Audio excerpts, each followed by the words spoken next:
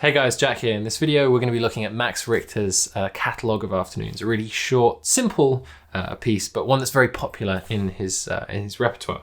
It's one of the most popular ones on Spotify, at least, when I look at his page. So I thought I'd cover it because it's a really short one. It's like a small little piece, and it's great to study this sort of thing in a teardown, really unpack it. So let's have a look at it. So the whole piece, and you should listen to this before this teardown, obviously, a few times and get your head around it. The whole piece is really in this kind of minor ninth space, right? We've got this G sharp minor 7 plus 9 going on, and with this just ostinato that repeats over and over again and just moves between a few chords. But there's just enough movement to keep it interesting, but there's also so little movement to make it feel like it kind of stays in the same place, but it's not boring. It's really great, and I want to kind of explain some of that to you today. So yeah, we start with this G sharp minor 7 plus 9 chord, and all he's doing in the left hand is this, and then he moves down to this B major chord, or depending on what the right hand is doing. And then sorry if I've done that too many times there, but you see the idea, it's just going between those two, right? And it's in 5/4, so we've got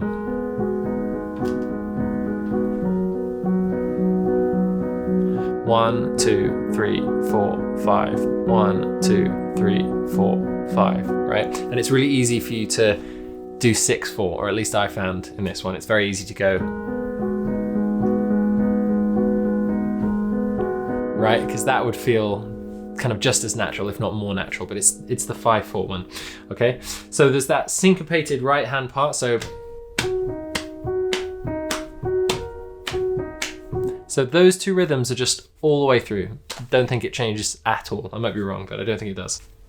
So we start with that G sharp minor 7 plus 9 chord, and then the chord moves down just the bass note, and we keep all the other notes, but we've suddenly changed into another chord. And this is, if we take away this bass note here, a B major 7th chord, right? But we've just got it in second inversion. We've got the 5th in the bass, okay? So it's a really, really great example of voice leading. This piece has lots of very, very, very simple single movements of notes that change the entire chord, and we'll see that throughout the piece. That's what makes it feel so humble, small, like it's not going anywhere, and yet it's moving through some really beautiful chord progressions, okay? So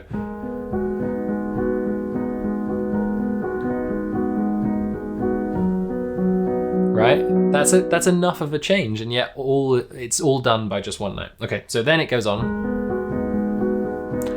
Stays on the same chord, but instead of the 9th up at the top, we get the 3rd. And then back down to that B major 7th chord in second inversion, right? So you can think of this piece in 4 sections, or at least that's the way I think of it. So you've got that opening, and let me just play it, and I'll play it quite quickly so we kind of get through this.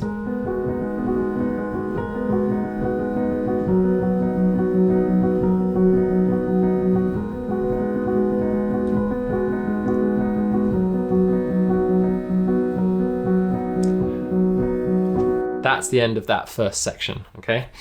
And then we go into this next section, right? Which is similar, but with a really interesting chord that's coming next. Ooh,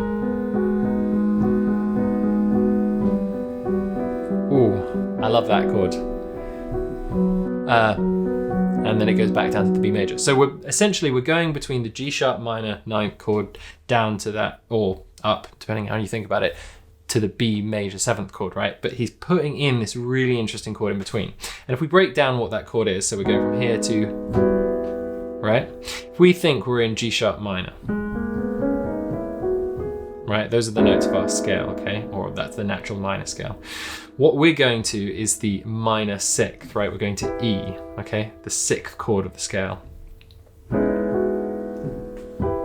But it's not the natural 6th chord of the scale. The natural 6th chord of the scale will be E major, okay? So we've got this interesting relationship, and you can think of it like the way I just described it, or you could just think of it more broadly, and you could just think, okay, he's moving from this chord to this chord. Don't try and analyze the meaning of the key or anything like that. He's moving like a chord relationship. So if we think about it like this G sharp minor chord is moving down a major 3rd, right, to another minor chord. And that's a really interesting chord relationship, right? That's what they're called, chord relationships, where you have 2 minor chords that are a minor 3rd apart, because that doesn't, I believe, appear in any sort of major or minor scale, right? Because you have these false relations, if you know what that means. If you don't know what that means, don't worry about it. But basically, if you analyze these chords here, right, they don't all the notes of these chords don't all live in the same key,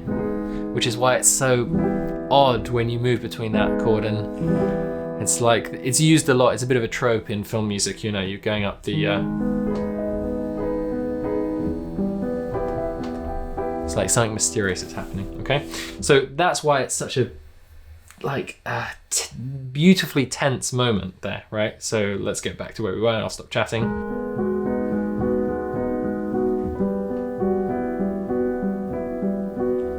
And then it resolves again back down to that B major 7, right? And that happens twice, okay? So let's break this down now in terms of just the simple chords. So from the very beginning, the first section of the piece, we have that chord, and it goes to that chord, and it does it again, but with that little sort of B up at the top there, okay? And that's the whole first section. Then we go into the next section, and it goes G sharp minor 7 plus 9, E minor with a ninth as well, because if we were to reduce this down, it would be that plus that. Okay, so E minor. And then we go back to our B major 7th chord. So the third section then, we have a really interesting thing happening. And I think this is kind of one of the nicest chord progressions in this piece. So we have G sharp minor 7th chord. Then these notes change here. So instead of these notes up at the top, we have these notes. And again, we haven't changed the root note, we haven't changed the note above that, so nothing's changing in the bass. But now, by changing the notes in the right hand, we're totally hinting at another chord, and it's obviously a major chord. So let's analyze what's going on here. We've got G sharp, B, E, and a B, okay? So if we reduce that down, ignoring the F sharp, right, we get an E major chord, all right? But with that F sharp, it's an E major 9th chord, which is why it has that kind of really lovely floaty feeling. And its first inversion as well, which is naturally quite a bright, lifting up feeling. So it's a really lovely chord, this bit here. And because it moves so effortlessly in terms of the voice leading, right, the only notes that move, when we go back to the G sharp minor chord and we move to this one, the only notes that move are these outer ones here, okay? So,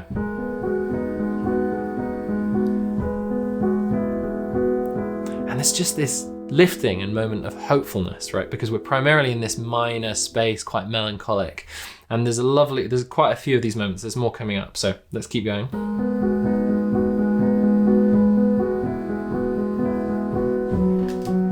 Right, lovely moment there. It's instead of going back into minor, we stay in major and resolve again, because we're going from this E chord, which acts like a chord 4, to B major. That's what it feels like in that moment, right? Okay, but we're not going to B major 7th, right? Because if you remember in the beginning, it's... And B major 7th is still quite melancholic. That raised, or that high major 7th makes it feel less major somehow to me. It makes it feel colder. Whereas now we're going to a true major chord, okay? We go...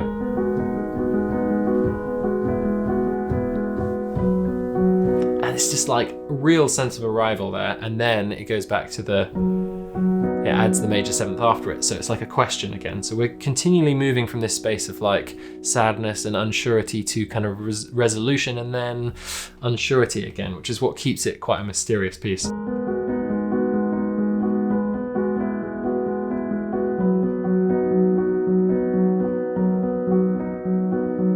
And then that repeats.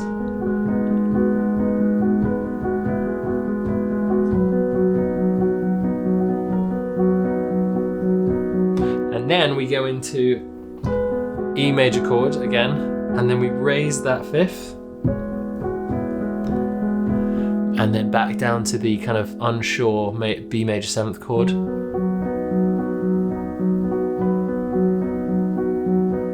And then we do it again. Sorry. Except this time we get that E minor chord again, which is just a beautiful moment, right? We get... Let's break that down. E minor, right? That's what's going on there with our ninth again. But this time he adds, because the melody line sort of wants to lead up, we've got the major sixth on a minor chord, right? So really, really interesting sound there.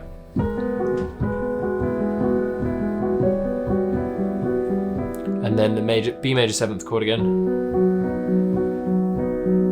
And then a B major normal chord, I should say, just a triad.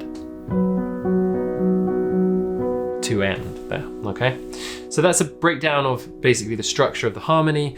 The ostinatos in it are relatively simple once you get your head around them, so it should sort of unfold. The main challenge I found with this piece for me was actually just getting those 4 sections in my mind clear after I transcribed it so I could kind of memorize it, because in the beginning when I heard it, I was like, is he just playing the same 4 bars or the same, 8 bars over and over again, or the same chord progression? And he's not. And then when you start getting into it, you're like, what's going on here? But for me, that was really useful thinking in 4 sections. It's just a great piece, and my favorite part of it is this chord progression, I would say the 3rd section of the piece.